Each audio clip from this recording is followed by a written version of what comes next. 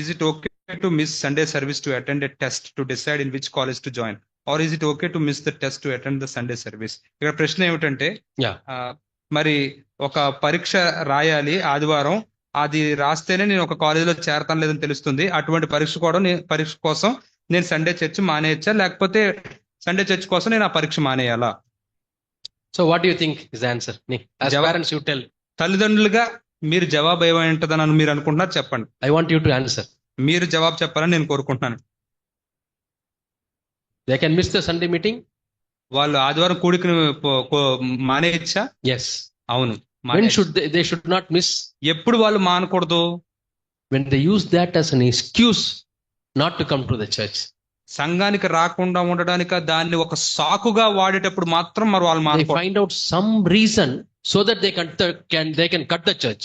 ఏదో ఒక కారణాన్ని ఎత్తుక్కుని చర్చ్ మానేయచ్చు అని అనుకున్నప్పుడు వాళ్ళు రావాలి. Then it is serious. అప్పుడు చాలా తీవ్రంగా ఉండాలి. But they want to attend the church. కానీ వాళ్ళు సంఘానికి రాలేదు, But they can't miss the test.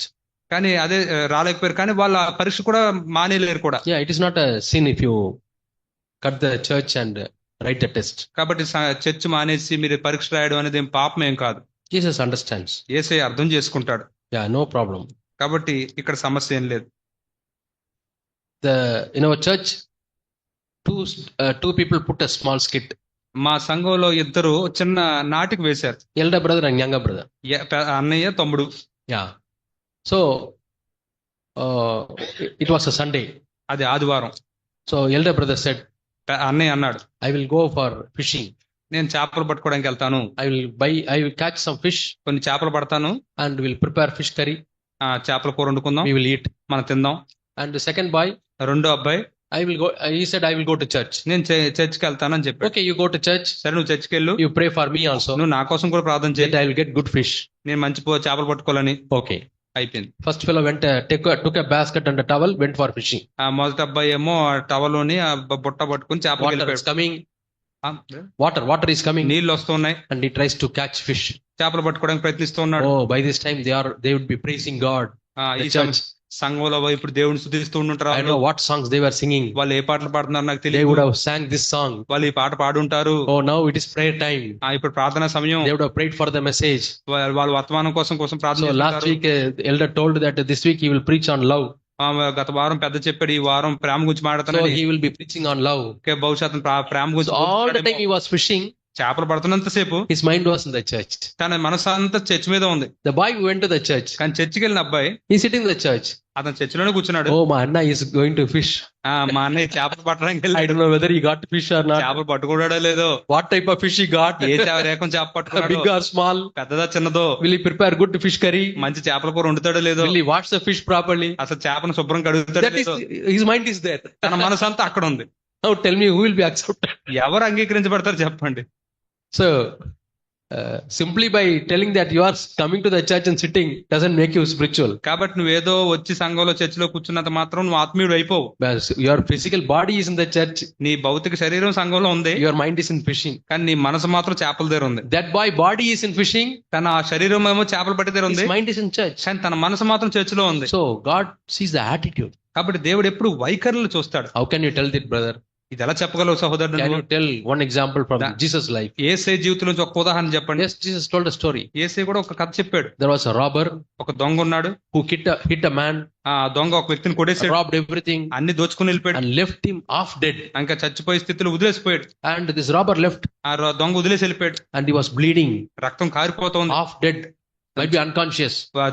ఇంకా చచ్చిపోలేదు, ఆల్మోస్ట్ సుమారు చచ్చిపోతున్నాడు. One priest was going the way. ఆ దారిలో యాజకుడు వెళ్తున్నాడు. Where is he going? ఆయన ఎక్కడికి వెళ్తున్నాడు? He going to the church. ఆయన చర్చికి వెళ్తున్నాడు. Oh, he saw, it's time for me to go to the church. ఆ సమయం క్లాక్ చూసాడు, టైం అయిపోతుంది, వెళ్ళిపోవాలి. He left this man, ఆ వ్యక్తిని వదిలేసి వెళ్ళిపోయాడు. ignored this man, ignored, పట్టించుకోలేదు, నిర్లక్ష్యం చేశాడు, and walked away. నడుచుకుంటూ వెళ్ళిపోయాడు.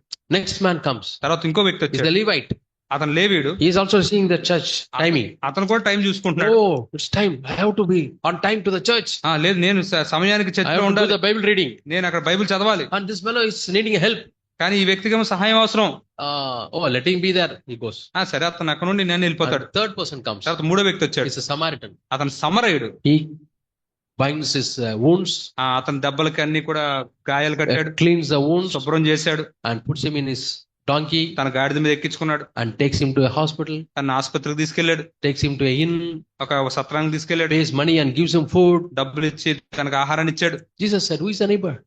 యేసు అన్నాడు, ఎవరు నిజంగా నీ పొరుగు Yeah, even now we say Jesus is our good Samaritan. Jesus is our good Samaritan. యేసే మన మంచి సమరయుడు అని చెప్తాం. Yeah, Jesus is the good Samaritan. అవును, యేసే మన మంచి సమరయుడు. Where from we got this name? ఈ పేరు ఎక్కడి నుంచి వచ్చింది ఆయనకి? From this story only. ఈ కథలో నుంచే. Yeah, he is saving life. కాబట్టి ఆయన జీవితాలను కాపాడుతూ ఉన్నాడు. So we should not measure spiritual life by we are in the church, so we are spiritual. కాబట్టి మనం ఏదో సంఘంలో ఉన్నామని చెప్పి దాన్ని బట్టి నేను ఆత్మీయుని అని చెప్పి మనం కొలవకూడదు. Some people said, oh, I got an answer. I can go to anywhere.